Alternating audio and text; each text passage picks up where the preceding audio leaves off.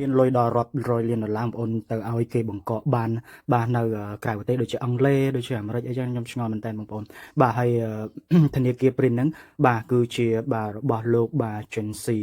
ដែលឈ្មោះលោកស៊ីដែលជាជនជាតិចិនហើយគាត់បាទបានមករស់ស៊ីនៅស្រុកខ្មែរបាទហើយក៏បានទទួលបានសញ្ជាតិជាខ្មែរហើយក៏មានក្រុមងារជាអុកញ៉ាប៉ុន្តែគាត់ឥឡូវនេះបានព័ត៌មានទាំងពិភពលោកបាទបានលាតត្រដាងបាទពីការរស់ស៊ីបាទលុយកខ្វក់លុយខ្មៅងងឹតហើយក៏បាទប្រទេសបាទអង់គ្លេសដូចជាអាមេរិកបានបង្កក់ទ្រព្យសម្បត្តិរបស់ខ្លួនមានបងប្អូនណាឆ្ងល់ដូចខ្ញុំអត់ហេតុអីបានបាទមានលុយដល់តែប៉ុណ្ណឹងហើយយកទៅដាក់នៅប្រទេសមានអំណាចប្រទេសដែលគេវិជាធិបតេយ្យពេញលេញគេប្រទេសដែលគេបាទថាស្អាតស្អំហ្នឹងណាគេបាទអញ្ចឹងគេរដឹងថាយើងជាមនុស្សដែលជាអក្រិតជនជួញដូរមនុស្សរលុយរៀងលុយកខ្វក់ហើយយកលុយវាថាកាប់សម្លាប់មនុស្សឆោបបោកអញ្ចឹងវាអំពើមិនល្អគេនឹងបាទរឹបអូសយកទ្រព្យសម្បត្តិហ្នឹងអញ្ចឹងឆ្ងល់ដែរមុននឹងគេធ្វើអញ្ចឹងមិនក៏គេមិនຕົកលុយនៅបាទខ្មែរទាំងអស់ទៅបាទខ្ញុំអត់យល់ញ៉ាហ្នឹងគ្រាន់តែគំនិតខ្ញុំឆ្ងល់អត់យល់ទាំងហ្នឹងណាហើយបងប្អូនលោកស៊ីហ្នឹងគឺគាត់បាទមានច្រើនមែនទែនបាទលុយរាប់រយលានហើយគេបង្កប់ដូចជា15,000 លានដុល្លារនោះបាទច្រើនមែនទែនអង់គ្លេសអាមេរិកហើយជាពិសេសហ្នឹងថាក្នុងថ្ងៃទី16ហ្នឹងគឺក្រុមប្រតិបត្តិការពិសេសប៉ូលីសអន្តរជាតិកូរ៉េហ្នឹងគេនឹងចុះមកផ្ទាល់ទៀតគេមករំដោះប្រជាជនកូរ៉េដែល68នាក់បាទដូចជាប៉ុណ្្នឹងហើយដែលថាគេមកយកទៅកូរ៉េវិញប៉ុន្តែលើកតាមព័ត៌មានថាកូរ៉េហ្នឹងអត់ចង់ត្រឡប់ទៅកូរ៉េវិញទេចង់នៅខ្មែរអញ្ចឹងណាហើយលោកស៊ីហ្នឹងអាយុទើបតែ38ឆ្នាំទេបងប្អូនបាទក្មេងមែនតើ38ឆ្នាំបាទកើតជាអុកញ៉ាលុយឡងបាទរាប់លានដុល្លារឯណោះមិនតិចណាអាហ្នឹងគឺជាលុយគេបង្កក់ណាចុះអាលុយក្រៅផ្លូវការទៀតហ្នឹងមិនតិចទេបងប្អូនហើយជំនួយ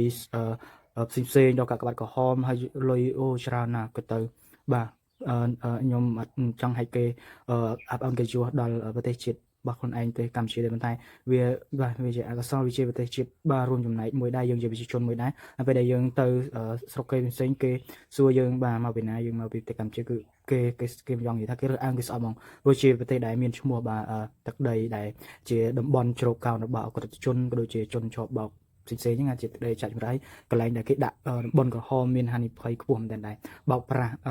វិជាជាពិសេសហ្នឹងការស្លាប់បនិស្សិតបាទដែលអាយុ22ឆ្នាំគេបោកឆាត់គាត់ថាមកធ្វើការនៅខ្មែរបានលុយច្រើនអញ្ចឹងគាត់ក៏មកដូចចឹងណាបិទធើមក៏មកនឹកស្មានថាពេលដែលមកដល់ទៅគេក៏ចាប់បង្ខាំងបាទហើយឃើញទូរស័ព្ទបាទ1000ជាងគ្រឿងបាទទុកសម្រាប់បាទ fake news fake account ផ្សេងៗហើយឈប់បោក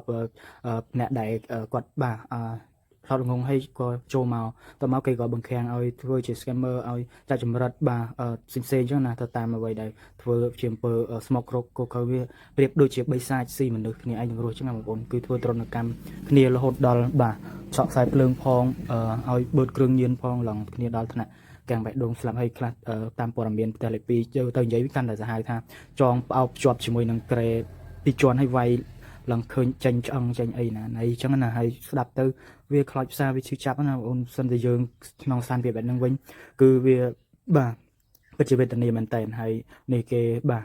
រកឃើញចឹងណាអ្នកដែលបោកចាញ់បោកឬក៏ចូលមកហើយខ្លះក៏យកទៅឲ្យជាមួយកាក់ Bitcoin ហ្នឹងគឺវាថាគេយកលុយទៅបាទដែលលុយមកកក់ហ្នឹងគេចាប់បានហ្នឹង15,000 លានដុល្លារគឺអូនមួយវិញតិចក្នុងវិស័យ Bitcoin នេះខ្ញុំឃើញគេផលបាទរលបានលឿនតាម Bitcoin នេះខ្ញុំក៏ចង់នេះតាមគេដែរប៉ុន្តែនៅពេលដែលហើយខ្ញុំអត់សូវយល់ស្វែងយល់អត់សូវចេះមានចំណេះដឹងផ្នែកហ្នឹងទៀតហើយឥឡូវមកភ្ញាក់ផ្អើលរឿងថាគេចាប់បកកលុយកក់ទ្រព្យសម្បត្តិអញ្ចឹងទៀតក៏ខ្ញុំដូរចិត្តបណ្ដោយខ្ញុំលែងចង់បាទរោតាមហ្នឹងហើយព្រោះថាមើលទៅវាគ្រោះថ្នាក់លុយតាមប៉ុនអនឡាញអញ្ចឹងណាបងប្អូនហើយស្រុកខ្មែររបស់យើងដឹងស្រាប់ហើយប្រជាជនភាគច្រើនគឺគាត់ក្រីក្រគឺគេនិយាយបោកប្រាស់តិចគឺចង់បានហើយអាការបោកប្រាស់នេះគឺវាមានទីតាំងបកប់បាននៅស្រុកខ្មែររបស់យើងរូបភាពខាងក្រៅដូចជារបៀបថាស្ថានភាពឬក៏បាទអាគារដែលមានអីបិទបាំងផ្សេងជាកាស៊ីណូជាអីចឹងណាតែខាងក្នុងបង្កប់ទៅដោយពួកមេខ្លោងបាទជាប់បោកកន្លែងខ្មៅងងឹតអញ្ចឹងគ្រប់បាទអឺរ៉ុបពួកអឺរ៉ុបអីគឺគេហាមផ្ដាច់មិនអោយប្រជាជនគេចូលមកដាច់ខាតគឺគេដាក់បំរាមទូទាំង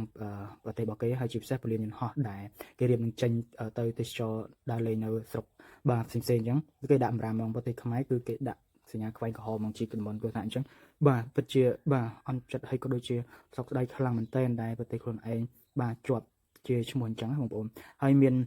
អ្នកខ្លះគាត់ចេញមកបកស្រាយថាពួកជនជាតិចិនក៏ដូចជាជនជាតិកូរ៉េវាអ្នកចូលមកបំផ្លាញគេឈ្មោះនៅលើទឹកដីកម្ពុជារបស់យើងហើយតែយើងស្អាតស្អំអត់